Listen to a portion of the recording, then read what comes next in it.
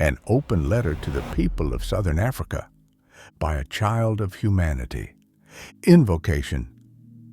Between memory and awakening. People of the South, the descendants of stone and struggle, the inheritors of resistance. I write not as an accuser, but as a mirror, not to condemn, but to remember, not to divide, but to dignify.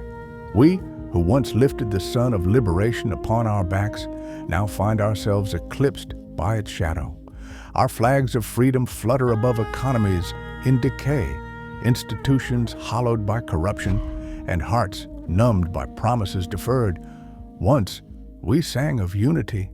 Today, our anthems echo in hunger. Once, our liberation parties bore the hopes of the oppressed. Now they preside as custodians of privilege and architects of silence. This letter arises from that paradox, the dissonance between the liberation dream and the lived reality of disillusion, the discourse of disillusionment. The political architecture of Southern Africa stands upon the ruins and relics of anti-colonial triumphs.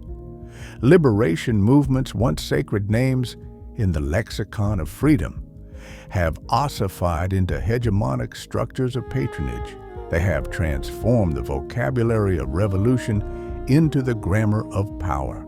Empirical studies and transparency indices reveal systemic corruption across the region, state capture in South Africa, gold smuggling cartels in Zimbabwe, and resource nepotism in Namibia.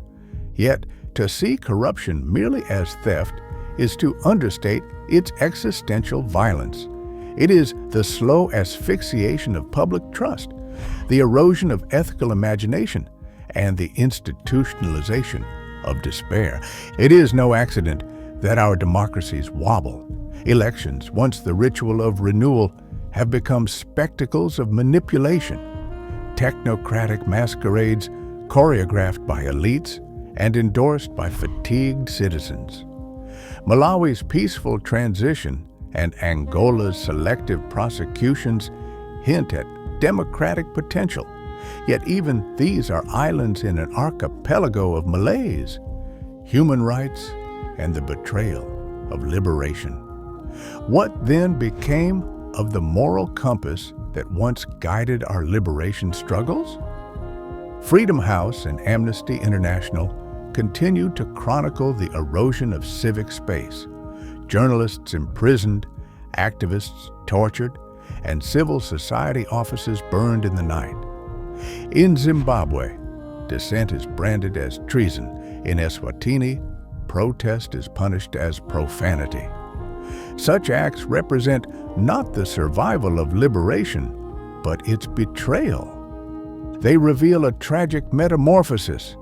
The freedom fighter who feared tyranny becomes, over time, its mirror image. Ubuntu, revisited, philosophy as praxis. The philosophical heart of this letter beats with Ubuntu, the idea that umuntu ngumuntu ngabantu, a person is a person through other persons. Yet Ubuntu must evolve from sentiment into structure. Too often, it is invoked as cultural ornamentation while the social body starves. Scholars of African humanism caution that Ubuntu, in its uncritical form, can mask hierarchies, patriarchy, cloaked as harmony, silence masquerading as peace. Therefore, I propose a critical Ubuntu 2.0, a reimagined ethics that confronts power, democratizes compassion, and embeds accountability into governance. This is not nostalgia for a communal past, but a blueprint for a just future. Toward a political reawakening, the ethic of humanity. We must now articulate a new moral economy, one grounded in humanity, the dignity of being human in a time of systemic dehumanization.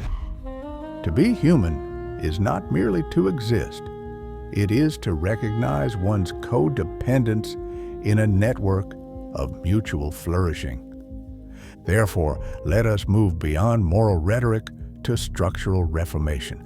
Let us demand ethical reconstruction, institutional independence from partisan capture, civic literacy, citizens equipped to decode propaganda and demand evidence-based governance, economic decolonization, redistribution of opportunity, not merely wealth, through inclusive innovation and education, transnational solidarity, regional accountability through a reformed SADC human rights mechanism. Only then can human values cease to be an elegy for lost virtue and become an instrument of collective renewal. Youth as the epistemic vanguard. To the youth, whose bodies bear the burden of joblessness and whose minds flicker between hope and exile, I say, you are not the footnotes of history, you are its next authors. Across the continent, movements like #EndSARS in Nigeria, #Fees Must Fall in South Africa, and pro-democracy campaigns in Eswatini demonstrate that generational courage can pierce the veil of fatalism.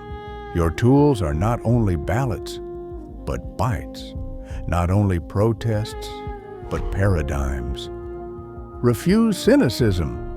Reclaim your future through civic imagination by building data-driven movements, ethical businesses, and transparent institutions. A final admonition to power. To those in office, presidents, ministers, commanders, and custodians of the state. Remember, legitimacy is not inherited. It is renewed daily through justice.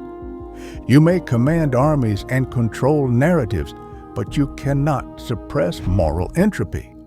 Power without humility decays into fear, and fear breeds instability. As I write, the winds of history whisper, no regime can imprison the human spirit indefinitely. Epilogue, a theology of hope. This letter is not an indictment. It is an invitation to remember the sacred covenant between freedom and responsibility, an invitation to restore the moral architecture of our nations through a politics of empathy. Our liberation was never meant to end with sovereignty. It was meant to begin with solidarity. So let the cry of humanity rise again. We are because we care. We care because we are. May this remembrance become resistance, and this resistance become rebirth. Signed, a child of humanity and witness of a broken promise. #Munhu at Munhu. www.munhu.online.